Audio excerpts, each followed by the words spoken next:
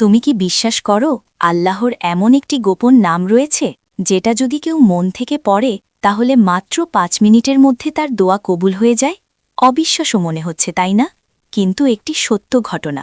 এক ব্যক্তি এই দোয়াটি পড়েছে আর ফল পেয়েছে সাথে সাথেই।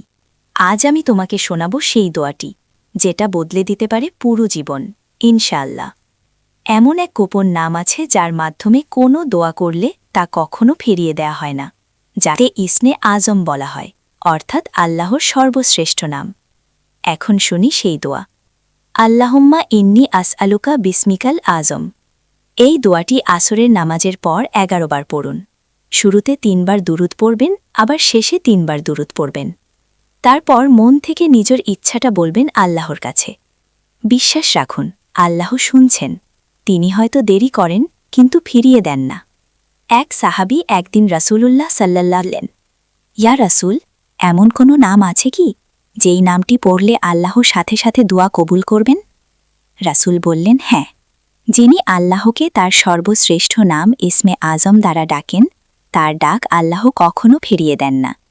তিনি বলেন, আমি তোমাদের সত্যি কথা বলি, আমার জীবনে কয়েকদিন যাবৎ অনেক কঠিন সময় যাচ্ছিল। হাতে কোনো টাকা ছিল না, কোনো কাজও ছিল না। এক রাতে ইউটিউবে এই দোয়াটি শুনে মন থেকে পড়েছিলাম, আল্লাহুম্মা ইন্নি আসআলুকা বিসমিকাল আজম। পরের দিন অলৌকিকভাবে একজন পাওনাদার আমার পাওনা টাকা ফিরিয়ে দিল আমাকে। আমি তখনই বুঝলাম এই দোয়াটা ইসমে আজম, এই নামের বরকতেই কবুল হয়েছে। ভাই ও বোনেরা, আজ থেকেই শুরু করুন এই দোয়াটা পড়া।